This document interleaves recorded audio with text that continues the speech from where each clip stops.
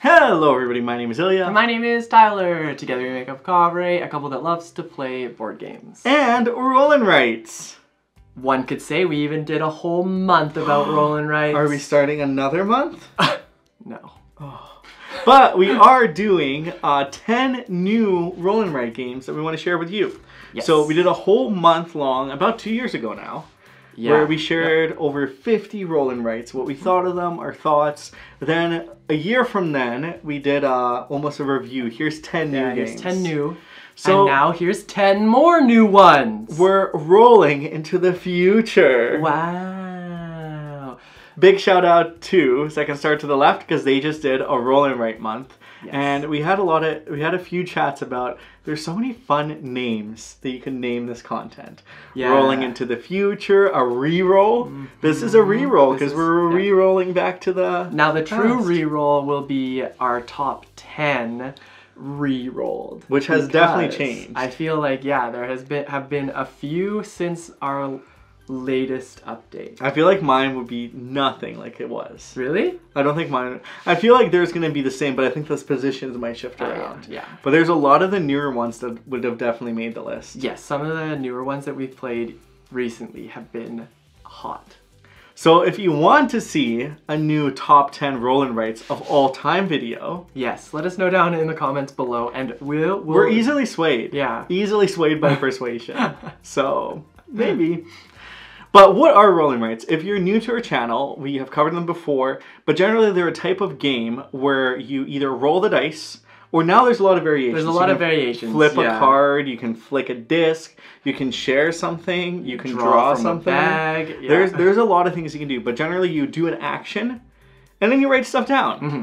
And the key trait of a lot of roll and write games is there's a lot of combos. Often. Yeah, our favorite thing about, or what we define as like a high quality roll and write is a game that successfully makes you be able to get those combos. Because one time you're over here, you mark this off, you have to mark this off, you mark this off, and it feels like just a multitasker's dream. It feels like you're a little bit all over the place, but you know you're just succeeding, and that feels good. Yes, it sure does. Well, today we're going to jump into 10 new to us. I believe they're all new. Newish, yeah. But new. They're new to us, and we just wanted to share our opinions on them and give you some insight into what kind of roll and writes or blank and writes these new games are. And I feel like the theme for this list is very much of a little bit of variation of what that roll, the action aspect is. Because there's definitely some unique takes in this list that I've not seen before. I think what gets me more and more excited about playing roll and writes is the creativity that is going into creating like something unique and the unique experience that you have while playing the game, which I guess can be broadly spread across board games in general. But recently, I think roll and writes have been doing a really good job at that, and I'm really excited to talk about these 10 games today. Me too. Well, let's dive right on into it. So to kick things off, we're going to talk about a share and write. A share and write? What the heck is that? Well, it's take a seat. So this one's designed by Eloy Purhadas and Ferran Renalius, and it's published by Salt and Pepper Games. Mm-hmm. And in this game, you're essentially standing in front of a theater and sitting everybody down. You're going to be like, you sit over here, you sit over here, you group of people go over here. But it's a thematic seating before a potential show. Yeah. It could be a Broadway show, it could be musical theater, some It's really opera. Up to whatever you want it to be anything. Kind of thing. Could it be, Taylor Swift could be there. What? Maybe. But the way that this game works is generally you have your own board. Yep. And the action aspect of this is you have the sideboards, on one to your right and one to your left. And you'll take turns working on one of them and crossing off a potential action or victory points. Yep. And then taking a group of people and putting them in your board. Now, when you take a group of people, the group size shrinks. You'll have to shrink it first and then you write it down. And there's a little bit of area control. Well, there is area control. There is area control in the 4 different sections that you're trying to, between you and the player to your right and right.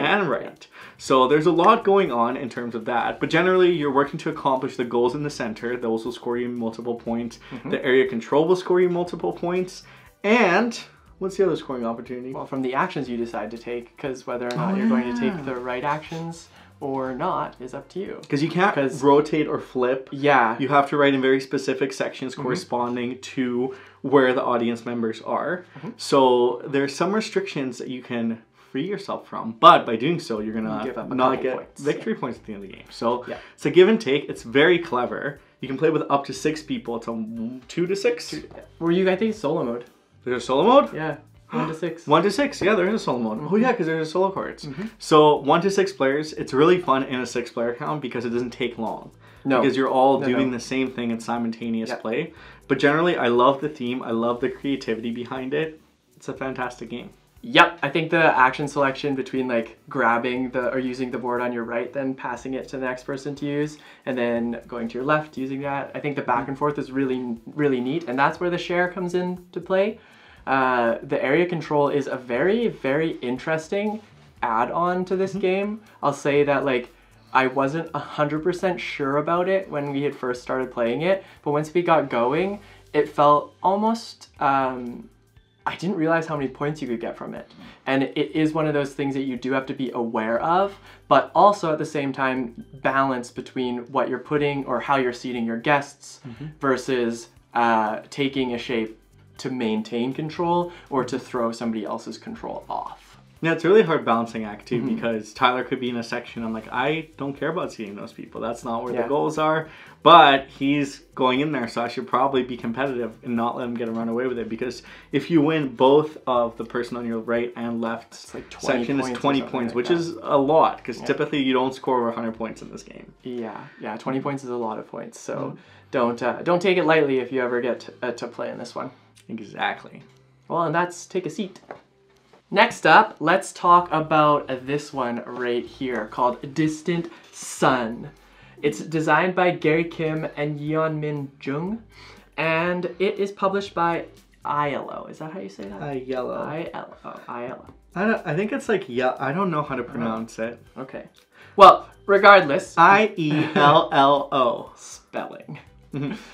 In this game, what you're going to be doing is basically scouring this galaxy with all these different planets, different technologies that are kind of like out there. But you do this in such a neat way because it's like a, how would I describe it? It's not a roll and write. It's a choose and write. Oh, a choose and write. That's, it conveniently just says on the back. So it's a choose and write, and what you're going to do is on your turn, you're going to choose one of these tiles that basically has like your action and everybody else's action.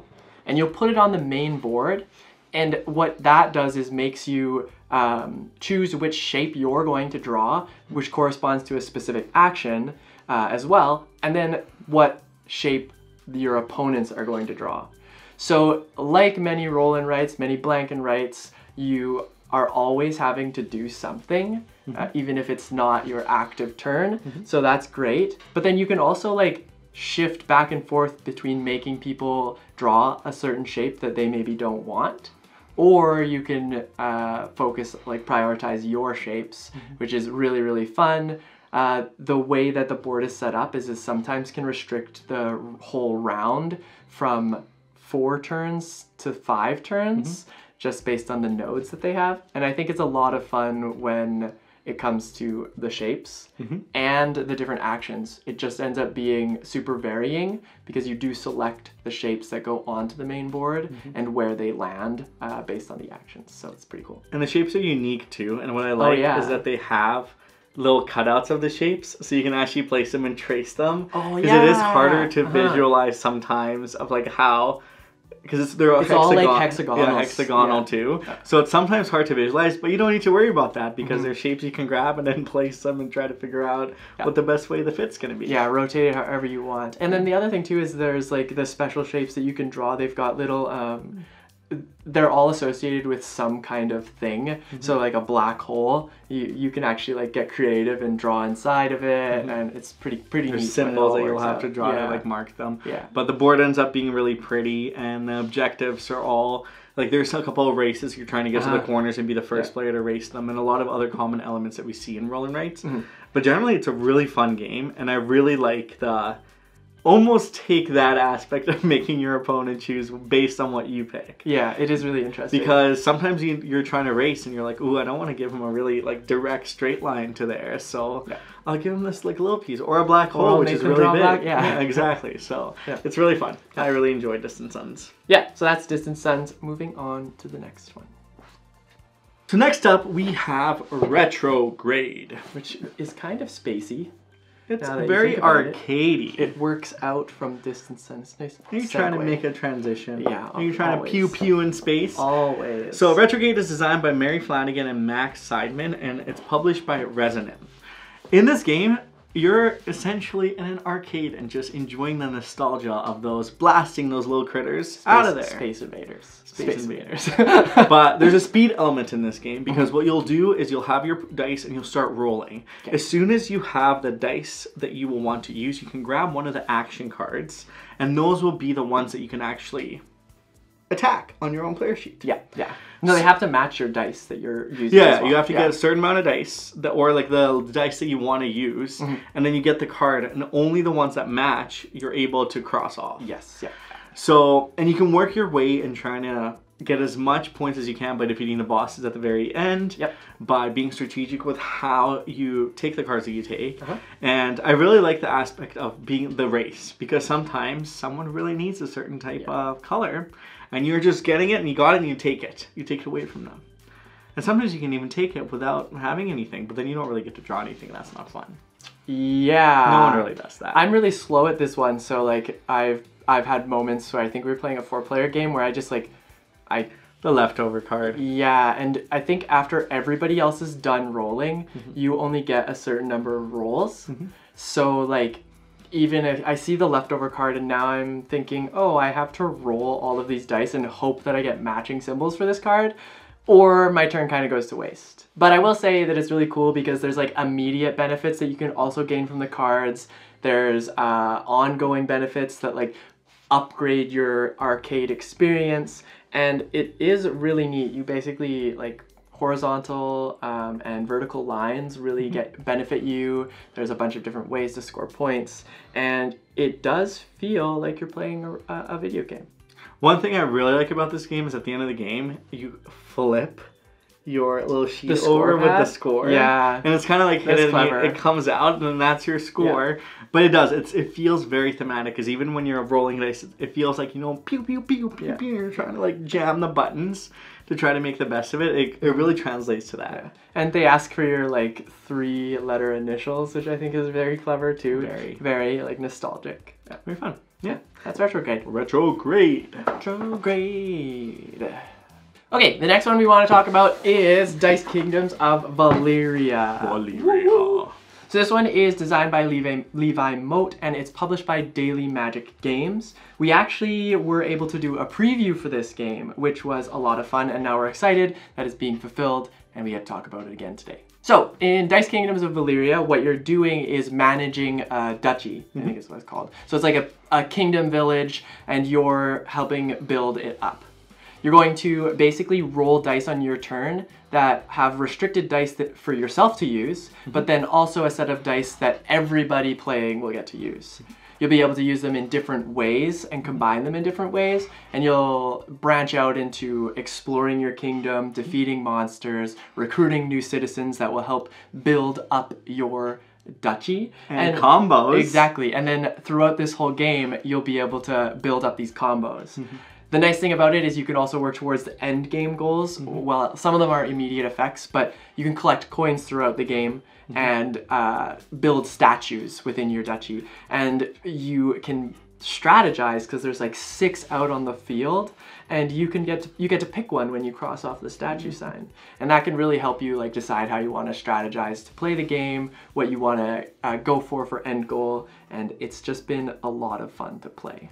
It actually kind of gives me vibes of like very much lighter, but of Hadrian's Wall. That's what I was gonna say. It definitely is like I really enjoy Hadrian's Wall, and this is like not baby Hadrian's Wall, but it's a slightly lighter Hadrian's Wall, which is really fun. The combos are incredible. I really like the simultaneous play because every time everyone's really doing something, and there's so many opportunities to branch your strategies.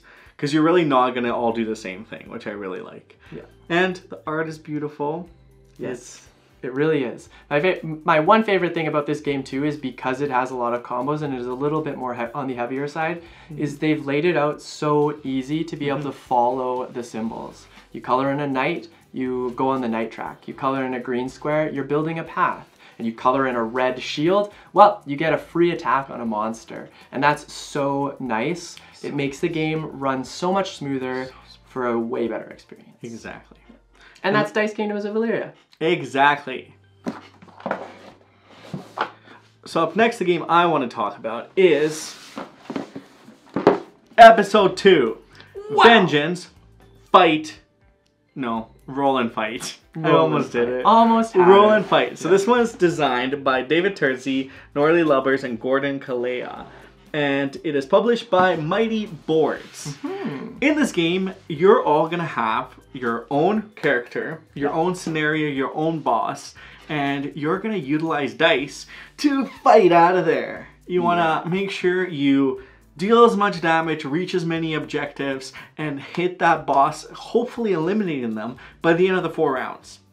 Now, this game really surprised me for a lot of reasons. Yeah. Generally, I'm not really drawn into the fight or the violence type of theme, but the way that the mechanics are utilized in this game is very clever. In the beginning, there's gonna be 3 dice that are rolled, and they're gonna be almost like a preparation stage. Yeah, exactly. Where you'll do some training, you'll be able to get new abilities, you'll get ready, you'll queue up some abilities, so you're ready to move in and punch some people. But then you're going to simultaneously all at the same time start rolling dice. And as soon as you assign dice to an ability, you're going to get more dice. You fill your dice pool back up to 4. Yeah. So there's, and in a 4-player game, there's so many dice in the middle of the table that everyone's just rolling, grabbing, rolling, and grabbing. And you essentially want to walk your character through this various situation, and there's 10 different ones you can even do. And make sure you deal some damage to some grunts, because they probably did some bad stuff, and you're there for justice. Yes. Tyler played Meat Boy. I played Meat Boy. It was very fun. This game is wild, actually, because you're rolling these dice hoping that you get these sets, and if you get these sets, you grab more dice. But the wild thing about it is, as you're rolling these dice, other people are also taking dice, so you begin to stress out. You're like, I'm not going to have enough moves to do what I want. How do I make this work? And you're just almost panicking as you're rolling these dice, and it felt very much like a time-driven game, which it is not at all, but you do really want to be able to try and grab those dice. And it makes for an interesting strategic planning, because you sometimes have to decide, do I exhaust these dice or put them into the ability that I want to use for after all the dice are gone and we're ready to do that phase. It definitely gives me like a video game vibe too, which I think was really cool. Basically going from like room to room, defeating all of these grunts, hoping to eventually get to the boss. And the scoring was like really close. I think you don't always have to beat the boss to claim victory, which is always nice, because sometimes you just can't get to them kind of thing. And maybe you want to just explore what else is going on. Get those objectives, get those various other elements. I like too that each character has different items. They have different abilities, and out of all the abilities, you're not going to get all of them. So each game you can try to toy with different abilities. So based on the character you pick, there's so much variability in this game. And this is episode 2. We have not played episode 1. Yeah, we skipped. I really want to play episode 1 now because, I simply fell in love with this game. I can't wait to play more. And it's a really cool take, like how everyone is really doing their own thing, but utilizing the same dice pool. So yeah, I thought that was a very unique way to do a roll and write. So where the other games, they roll, the action is changes where the roll. Here, the other aspect is changed. You fight instead of write. True. Fight for your right to party. And that's Vengeance. The roll and fight. Alright, halfway point, we are on to the 6th game, and I would like to talk about the Phil Walker Harding game, Explorers. This one is published by Ravensburger, and it's a flip and write. Basically what you're going to do in this game is flip over a tile that will have 2 different terrain types, and you get to pick which terrain type you're going to do. The other players get to do the other terrain type. Now, once you've picked the terrain type, you're going to cross off 3, I believe, of those terrain types, and you're just trying to collect different things around the board, activate different abilities throughout the board, go through different goals to try and really ramp up your game so that you can do even better later on. The cool thing about this board is it's modular, so what you're going to get is like this almost like a TV box type thing, and you're gonna put 4 different squares into the... I like it. No, it is, yeah. 4 different cubes or squares into your board, and then everybody else is going to copy that board, and now you're ready to play.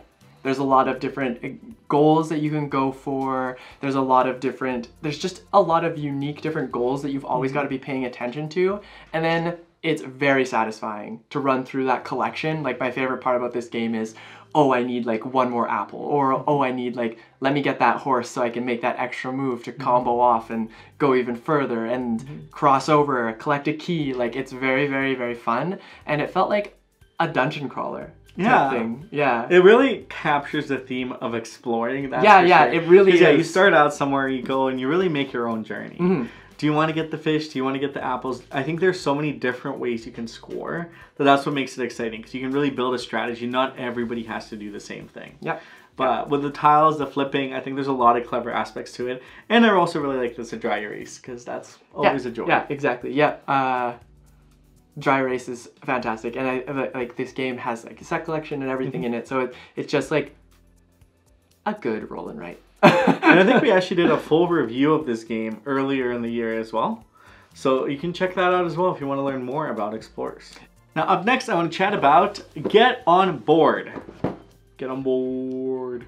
Get on board. So this one's designed by Asashi, and it is published by Aiello, and it is a 2 to 5 player traveling game. You're going to have a little bus, and your bus is going to go around either New York or London. And you're going to pick up passengers, you're going to drop them off, you're going to avoid traffic, you're going to optimize the best possible route for your bus based on the little tickets that come out. Yeah. So it's a very fun game. It's another one of those multi-approach where you can do what you want to do, you can really take it the direction that you want to go, and just have a joyous time. The best part of this game too is everyone's building their own route at the same time. So you can see everyone's route begin to crowd the board, and impact the plays. Exactly, because all of a sudden, if you're impeding someone else's route, that's traffic. Yeah. That's slower. And no one likes traffic. Yeah, exactly. No one does. But there's different types of passengers. Each passenger scores in various capacities and different capacities. So based on how you pick people up and drop people off, you can score a certain amount of points. It's a gorgeous game. I would highly recommend it. The tickets, they've got like punch holes in them. It's very thematic. I think that's super cool. Very thematic. Super, super cool. It's just like this small touch that like elevates the game. It's great. By so much too. Yeah. Because it's definitely something that makes you look forward to it as well. Yeah. But this one's always a joy for us to bring. I also like that it's 5-player as well. Yeah.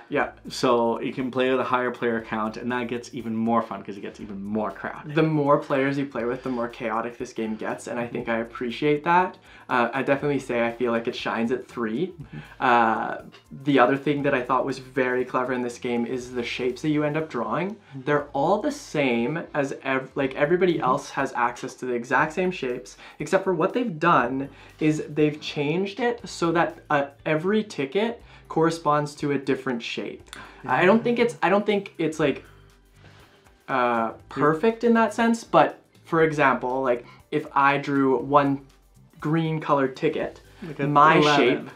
My shape would be like the Tetris T, or and then Ilya's would be like 2-2, like a two block. And I'm pretty sure every sheet is a little bit different. There's like a set of sheets that are different. Yeah. So you're always playing with a little bit different. Yeah. I also think the boards actually correspond to maybe player count. Maybe I'm remembering wrong. Because I think it's recommended to play with London because it's bigger. So I think if I remember correct, that might be actually it. So yeah, I just remember playing the 4-player game and it was pretty chaotic. So it was a lot of fun. There's just like things that happen when you do create an intersection. Like there's 2-way streets, there's 1-way streets, for example, that you have to pay attention to. Tricky. Or high traffic, and you kind of want to go around it. But in essence, the game ends up being this cool like set collection, route building and write, I guess is a good way to put it. It's a flip, place, and write. It really is a flip and write, yeah, with the added placement of route building. Fun, fun, fun. There you go. The next game we're going to talk about is called Twilight Inscription. This game is designed by James Niffen and is published by Fantasy Flight. It is a roll and write. It is 1 to 8 players. Yes, yeah. So what they call this is the epic roll and write experience. And what they're saying here is it's that for Twilight Imperium. It's in the same world as Twilight Imperium, which, to preface, we have never played. We do want to. It's just...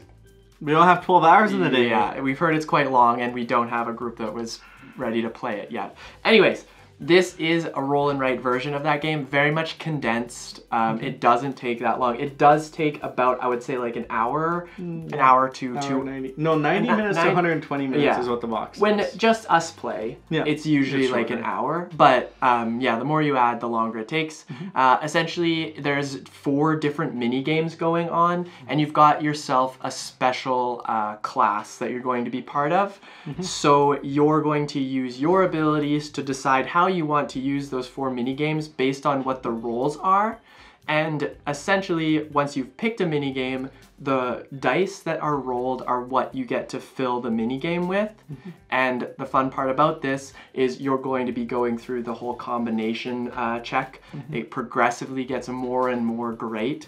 Whereas the early game is like very much, oh, I'm just setting up for things. And the later game's like, oh, I get to do this, this, this, and Combos. this. And it feels very, very fantastic. The other part about this game is there is some sort of like council meeting that goes on where you can influence which way you want the vote to go. And when you do vote for those things, you can get yourself special benefits and give like disadvantages to other players, which is a lot of fun. And it just builds up to be this very, well, epic roll and write experience. Yeah, there's a lot of layers in this game. There's cards flipping. I believe there's a battle mechanic as well in one of the mini games, which makes it really fun because you're trying to work and build up comparative to everybody else. So, and each of the mini games has its own little flavor as well that corresponds thematically, which I really like. But as you flip the cards, as you roll the dice, as you layer everything together, it just comes together really beautifully. Yes. The one thing I don't love is the orange chalk die markers. Yeah, the transferability I felt like was... It does look very, very crisp. Very crisp. But if they dry out, like you can't really replace it with anything else. And I know like I'm scared that as it continues, that'll be one of those things that's not replaceable. Yeah, so that's true. I'm sure they're out there, but it is like different from all the other like dry erase that we have. So that is a good point. It is a very fun game. And I do love the abilities to like decide which like I guess planet you're gonna be. And then or class, however it is. Race, that's the word I'm looking for. And then, yeah, like Ilya said, is like you have to build your fleet, explore the world, and do a bunch of these other like fun things. And it's just really cool when the combos really kick off in this game. Combos. And that is Twilight Inscription. So what I want to talk about next is Joan of Arc, Orleans, Draw and Write. So this one's designed by Rainer Stockhausen and Ryan Hendrickson and is published by Capstone Games. And essentially it's a re-implementation of Orleans in a draw and write. The reason it's called a draw and write is because you'll have a bag and you'll draw tokens from it and you'll take turns drafting the tokens. And they're the workers based on what you want to do. If you have played Orleans, there's a lot of tie-ins to definitely a nod, the original game. But if you have not, essentially what you'll do is you'll use your citizens to do various actions. You'll acquire new abilities, and try to generate the most points by exploring this map section, by acquiring resources, by acquiring knowledge, by doing various things, which I think is a really theme in a lot of the games that we've had. There's multiple strategies that you can take in order to win the game. But what I really like is the variation with the cards. So in the beginning, you can just play with the set that comes on your sheets. But then later on, you can actually have cards laid out. And if you take one, no one else can take it. And that's the same with the sheet as well. But it's nice to have the cards. And they correspond to different abilities that you can take. And based on the workers that you take, you can do more. You can travel more. You can get more resources. And really cater your strategies try to outsmart your opponents. I also really like the way the scoring is done in this game because basically you're trying to get these little people symbols. Yeah, citizens. And then you're also trying to find different cities as well or different places. And then fill up your board, like if you collect all the goods and yeah. So there's a lot of ways, but it's like a fun little multiplication where you're trying to do a little bit of everything in order to really maximize your points. And it's really fun. Now it is a race to get those citizens because it's super important when it does come to that multiplier. Like I had said before, it's a node to Orleans that they do a really good job at, but it is important that you are aware of them, that you are going for them, because it will make your game that much more successful, whether that be keeping up with your opponent or like spreading that lead so you can claim victory kind of thing. Victory, victory. And that's Joan of Arc. So the last game on our 10 new games to us list is Motor City. So this one's designed by Adam Hill, Ben Pinchback, and Matt Riddle, and it's published by Motor City Gameworks in partnership with 25th Century Games. And this is the third game in the Loaded Rolling Dice series, following Fleet the Dice game and Three Sisters. Yes. And in this game, what you're doing is you're essentially supporting Motorworks. Yeah, you're operating. Yeah, you're operating a. You're engineering, trying to build some strategy for cars, like blueprints or whatever. However you make cars. You're testing them. You're testing them. You're taking them around the tracks. You're putting them in production, making sure the production is nice and clean and concise. Yeah, and of course you're selling them because you gotta get them out there in the front. Be like, look at this brand new car. Do you want this car? Give me your $1. I'll sell you this car. Exactly. So Motor City is very well designed. There's a lot I love about it. The intersection between the different departments, the way that the dice, the choosing of the dice, the bonus actions from the spaces that you choose. The coffee break. The coffee break for the auditor, because you know, sometimes you just need to audit some of the different sections. But this really encapsulates a lot of what the designers have done in the previous games, the combinations, the relationships between all the little mini games or mini sections of departments. And it's just such a joy to play. I certainly can't wait to play it more because Tyler's been beating me a lot in this game and it makes me feel sad. I really like this one. But I want to get to it. Yeah. I particularly like the speedometer and how you like progress through the game because if you get it really early on, it's extra points for you at the end, and those can be super, super valuable, but it's also hard to do. Moving that speedometer up is pretty hard to do. It's crucial to your game because you will score for every single round. But yeah, it's definitely important, and I would highly recommend trying to get those when you can if you're playing it. But it's a lot of fun, and my favorite, again, like Ilya said, is they all kind of connect together and they bounce off of one each other, and it's just it's a great race. Great race. They've done it again, and that is Motor City. Well, those are the 10 new roll and writes that we wanted to talk about today. We're really excited to share them with you. I feel like all 10 of them have been really fantastic. Which one's your favorite? It's tough. It's tough, but I have to say Dice Kingdoms of Valeria. Out of those 10? It's either that or Motor City. Ooh, okay. Yeah. It's really hard for me to choose. Yeah, they're great. I think because there's a lot of, I really like Take a Seat for its kind of like innovation. I like Twilight Inscription because you play with 8 different people. Yeah, and it becomes this like, it's pretty heavy monster. Too. Yeah. The simplicity of Explorers, the love for the loaded dice and roll with Motor City. The nostalgia of Retrograde, the surprising impact of Vengeance. The pow pow, the innovation of the Distant Suns of the... It's hard to choose. And don't forget Get On Board. That one's chaotic and I love it. Did we just list all of them? Yeah, it's pretty tough to... And Joan of Arc. Joan of Arc is like a stand on its own. Like, I think it's fantastic. I think if I had to choose off the top of my head, I would pick Motor City. Fair. Because I just love everything that publisher, the designers do, because I feel like they just know roll and writes. They do a very good job at heavy roll and writes, almost flawlessly, in my opinion. They're very well done, and I really appreciate them for it. But if you've played any of these and you want to talk more about them, you can hop on over to our Discord where we're happy to chat about it.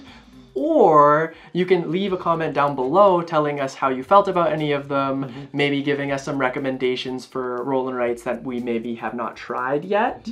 Like we said, is we are huge fans of roll and writes. We did a month with over 50 games where they were just about roll and writes. And we did 10 before and 10 now. So this is over 70 roll and writes that we've covered. But if there's any that you enjoy, tell us about them. That's our question of the day. Talk roll and writes to us. If there's ones in the past that we've covered that you want to be like, I just can't stop playing this one because it's so good. Me neither. Let's talk about them together. And I'm sure eventually we'll do a re-roll for our top 10. So let us know if that's something you want to see, and maybe we'll make it more of a priority. Or if you don't want to see it, you want to be like, I don't want to see that ever. That's true. That's true. We'll still probably do it. Yeah. Well, thank you so much. Have a great rest of your day. Bye.